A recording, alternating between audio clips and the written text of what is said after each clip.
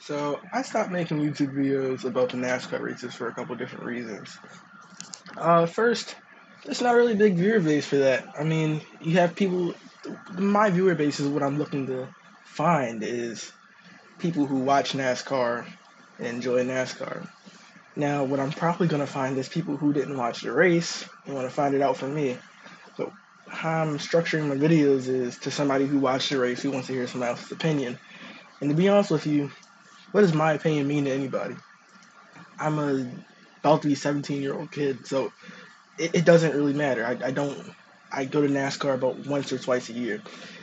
There's shows like the Teardown after the race. There's Eric Estep. There's the Iceberg. I think he does it after the race show. I watch that sometimes, but it kind of became the stereotype to make videos, and I felt like this is too wide of a genre that's already covered, and I'm not going to be getting anywhere. Now, I'm not saying I'm quitting that, but I'm going to be making videos that I have more fun making. So welcome to the Kyle Busch Weekly Review. This is what it's going to be, the Kyle Busch Weekly Review. This week in Nashville, it was great until it was not great. But we're going to talk about that in the Kyle Busch Review. So stay tuned here. Here comes the Kyle Busch Review. Before we get started here, let me inform you how much of a Kyle Busch fan I am. I'm a huge Kyle Busch fan, alright? So I actually, every race since they added, it was like Texas of like 2 years ago, they added onboard cams for every race. Every driver has an onboard cam every race. I watch Kyle Busch's cam, listen to his radio every single race. It doesn't matter what I'm doing, it doesn't matter how he's doing, I'm watching Kyle Busch's cam. I'm that big of a fan, I'm following my driver. So I can review the race for you and tell you what I heard on the radio and what I saw. So this week at Nashville, Kyle Busch, he fired off pretty bad. I'm not gonna hold you. He was not passing cars. He was not doing much. But they adjusted on it, and he said it was absolute crap or something like that. He was not enjoying the car, right?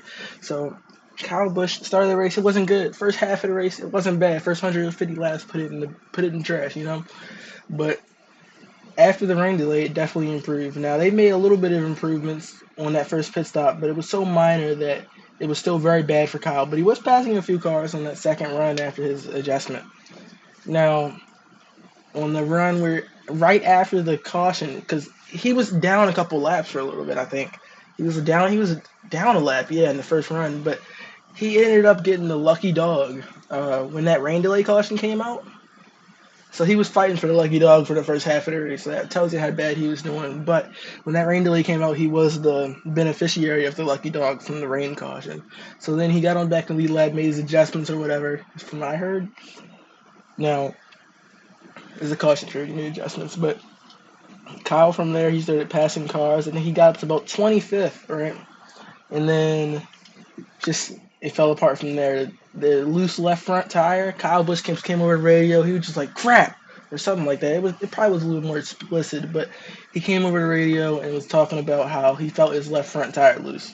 He came back. The crew didn't even call it out to him. He felt it himself. So RCR fumble there, I guess so. But it did set Kyle Busch up to be in a great position. Little did he know, it actually may have almost won him the race. That mistake from the crew member. So he would bring it around. They would fill him up again. They would fill him up twice more under that caution because just top it off. He's going to be at the end of the line anyway if I lose left front.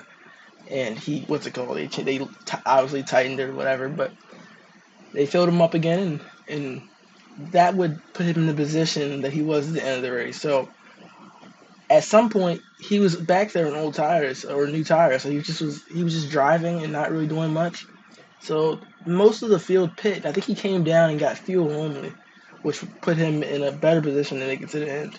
So he got up to about fourth, I think it was in that restart. I think that's where he started, somewhere up there. But he started pretty far up with fuel only, and then he had fuel only and held up with those guys on those worn tires. Man, he did amazing. I was sitting there clapping and cheering for Kyle Busch in my room, but it was a great race in Nashville this week. But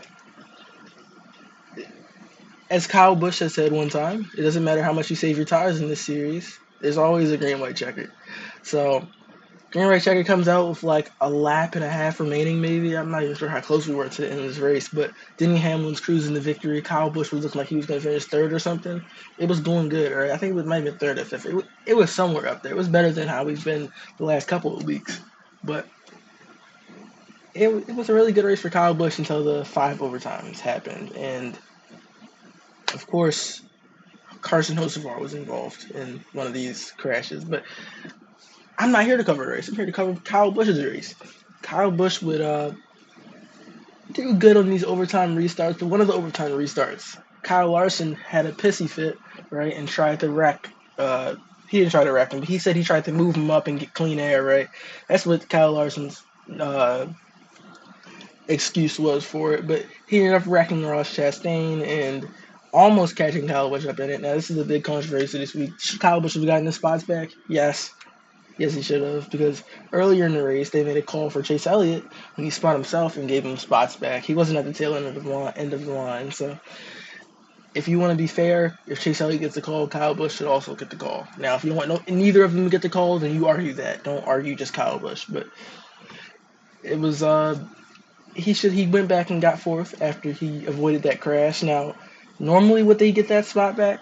Honestly, probably not. But from what I'm seeing, I agree with it. I'm a Kyle Busch fan, but it wouldn't really matter because Kyle Larson would end up running out of fuel in front of Kyle Busch on one of the next few overtime restarts and wreck Kyle Busch. Now, Kyle Busch got booed and he put the middle finger up. I don't understand what the fans are with Kyle. Sometimes they love the guy and sometimes they hate the guy. I don't understand it, but NASCAR fans will be NASCAR fans, right?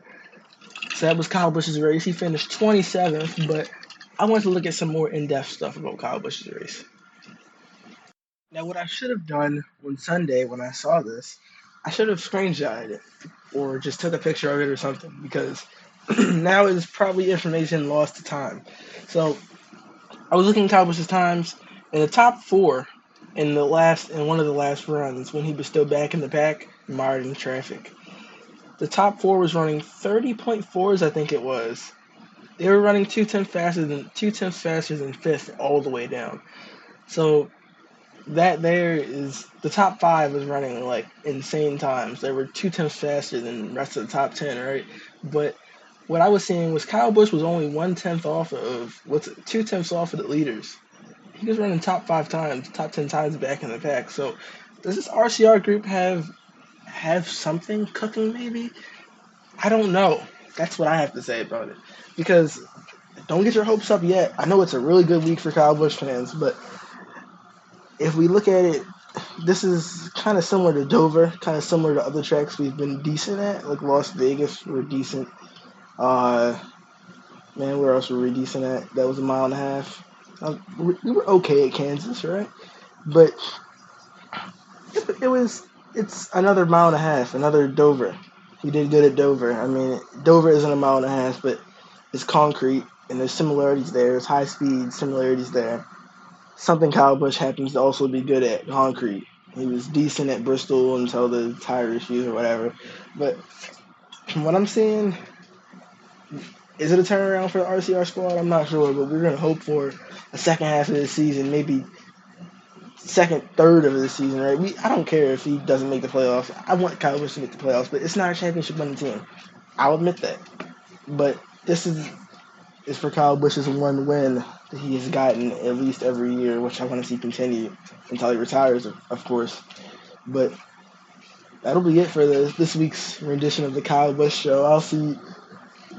I think Kyle Busch will have some colorful comments on the radio after the Chicago race because Kyle Busch does not like change, and Kyle Busch does not like gimmicks. So I think Chicago will either be him being really good and angry or really bad and angry. So yeah, another first Kyle Busch show. It's gonna go the rest of the season. I'm telling you, I'm locked in for it.